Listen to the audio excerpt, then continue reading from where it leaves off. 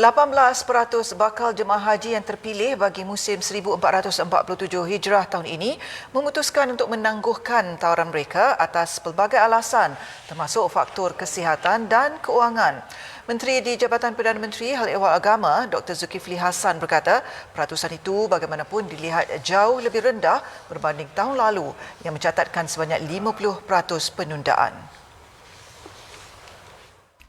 Alasan peribadi dan kesihatan menjadi punca utama penundaan berbanding isu keuangan.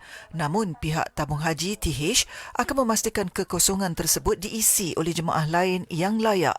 Dr. Zulkifli menegaskan TH masih membuka ruang rayuan sehingga bulan Ramadan ini bagi memastikan kuota penuh negara dapat dimanfaatkan sebaiknya. Kita masih lagi menerima rayuan daripada sebab kita ingin pastikan bahawa hingga saat akhir pun kita kena memenuhi kuota tersebut.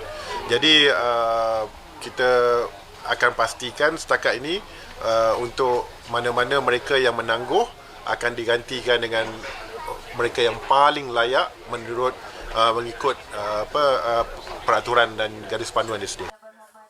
Beliau berkata demikian pada sidang media selepas sesi penyerahan Sinar Lestari Yayasan Pembangunan Ekonomi Islam Malaysia YAPIM di Kampung Aman, Kandis hari ini.